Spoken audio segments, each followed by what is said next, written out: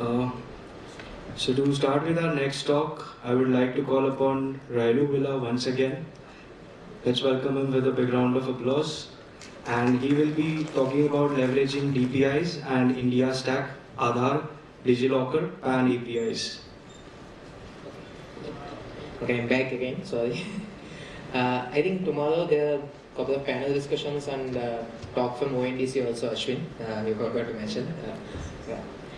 Okay, so so far we have been talking about DPGs, right? What do you use DPGs for? To build something from using them and create your own solutions.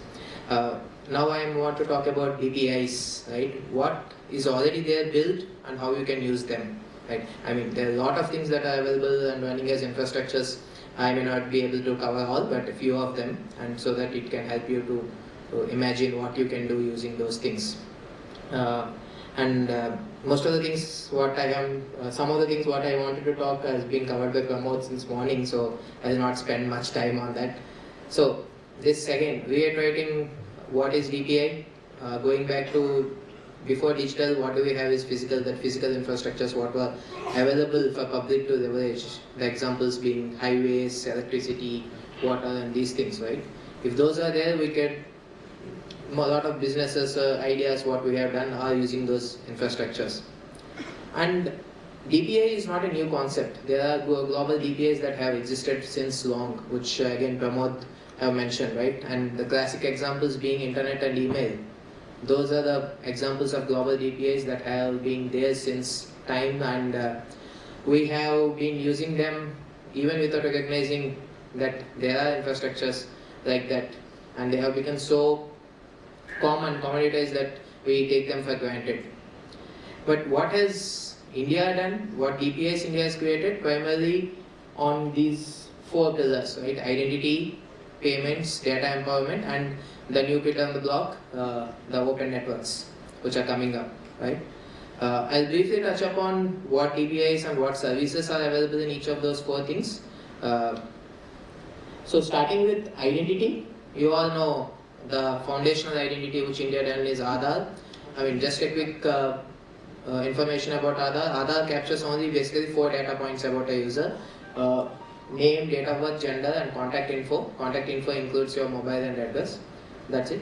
And of course your identification features, your photo, fingerprint and the iris scan. And a 12-digit unique Aadhaar number. That's what is there in Aadhaar. But the kind of services Aadhaar exports outside is basically 4 kinds of 3. The fourth one is DigiLocker. The first one is authentication, the e-authentication, right? Aadhaar gives you different ways of authentication. One is you send your, Aadhaar authentication API, you send your name, Aadhaar number, date of birth, gender as an input to that API that responds with an yes or no, whether yes, these are matching or not. That's a basic Aadhaar API that is available.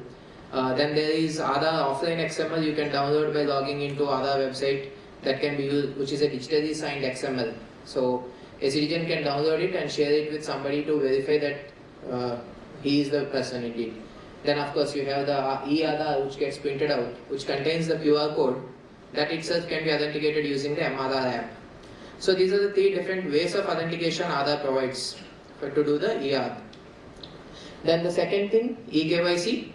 Again, the bank account story which Pramod has touched, the Geo story, how they were able to do using the eKYC APIs.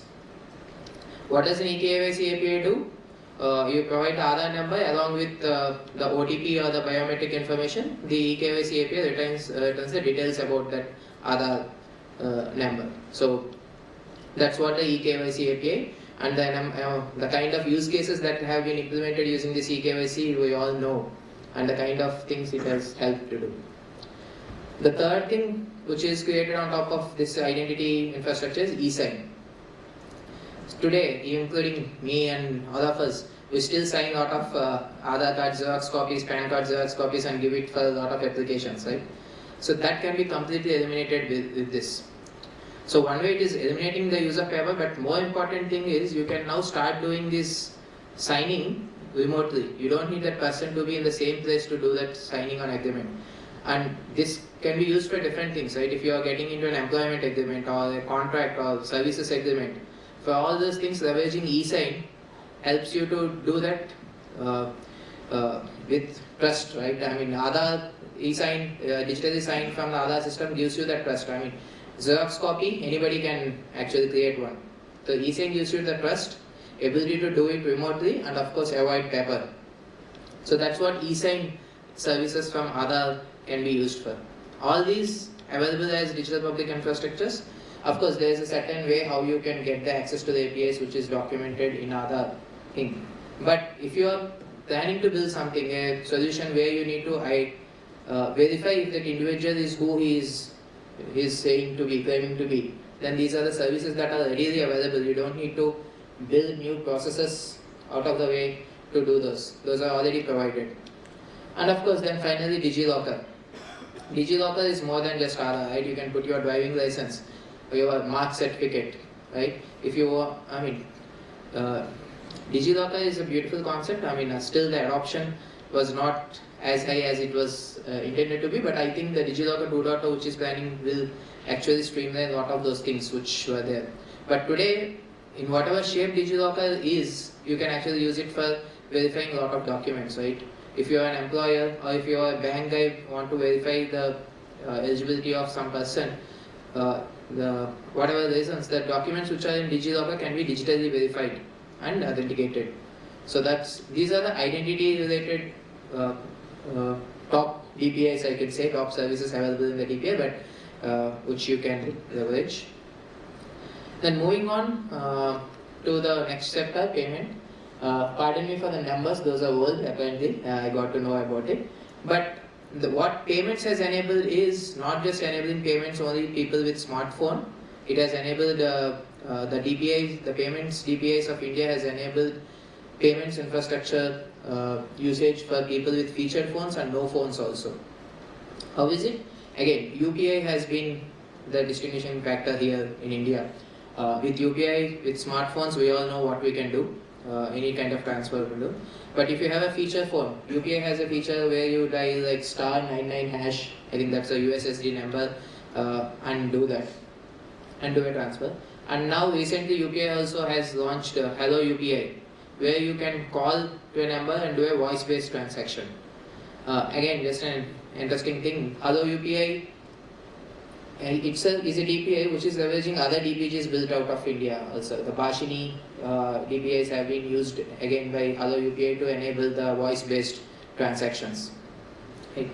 And then you also have the Aadhaar Payments Bridge and Aadhaar enabled payment service to create things like Aadhaar Payments Bridges. If you want to transfer money to a person based on his Aadhaar number, so there's a Aadhaar to bank account registry is maintained by NPCI. Using that, you can actually identify a person using with Aadhaar number and then transfer money into his bank account.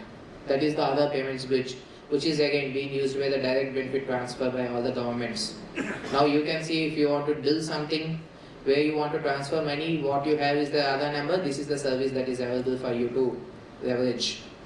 And of course, Aadhaar enabled payment service is where you don't have a phone, you still want to do transfers. That whole post office solutions which are running where you can do transfers by just giving a fingerprint. That is the Aadhaar enabled payment service, which is a combination of Aadhaar and UPI as a service which you can leverage to do payments. So that's with the payment sector what we have, the kind of DPIs that are available for us to use. In the data empowerment, of course, before I go to account aggregator, DigiLocker is one more again source of data where you can access data, digitally signed data which is stored by individuals. But the more interesting thing is the account aggregator framework. So what happens today? If any of us have to apply a home loan or a car loan, the basic minimum thing which they ask is a 3-month bank statement. So I need to download it, maybe get it signed physically with the bank manager and give it to the bank, right? That can be eliminated with this account aggregator. As a user, as a citizen, I can give consent to a financial information user such as my loan provider, like take an example Bajaj Finserv, to access my bank statement for 3 months from Axis Bank. I can give a consent. That consent is generated by account aggregators. There are certain 15 or 16 certified regulated account aggregators in India. Proteon, PhonePe, these are all certified account aggregators. They provide the consent API where a citizen can provide consent for an entity to access his financial data. Today it is financial data, but conceptually account aggregator can be used for any kind of data, expanded to any kind of data. So when the consent is given, then the financial information user can request for the data sharing from the financial information provider along with the consent artifact. The data can be shared. So here multiple services from account aggregator, financial information providers are available, which you can leverage to enable data sharing. Right? If you want to validate, get some information about a user, specifically financial information, account aggregator network is what you can leverage to build that pipeline. So that's with the data empowerment, and as I said, this today is focusing on banks, your mutual fund statements, your insurances providers. These guys are the ones who are using it. But the biggest use case is for this account aggregator is for the loan. Lending is a big use case. And all the lending apps today are coming. It makes that a lot easier for them to provide lending using the account aggregator framework.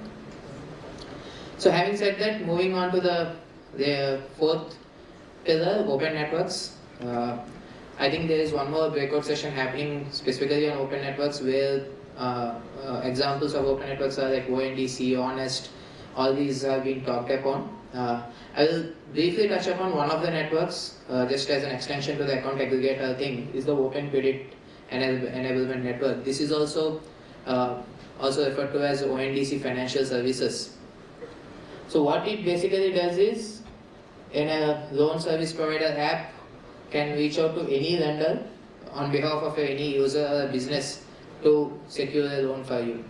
Right? So what you can do, you can create a loan service provider app and specifically for one specific segment like a farmer segment, agriculture segment, or like kirana stores. You can focus on one particular domain, create a lending service provider app, integrate to this Open Credit Enablement Network and be a player in that network. So that's the one of the open networks available, but the most famous network, as we all know, is the ONDC. This thing. So these are four important foundational DPI services that are available for leveraging and using and creating whatever innovations we can do. But that's just not it. There are many more available as DPIs in India. I'm just touching upon few of them. Like one of the thing is the PAN verification, right? You can verify PAN of individuals or organizations that can be used to onboard your employees or vendors or anybody onto that. Then Diksha, which is also a DPI.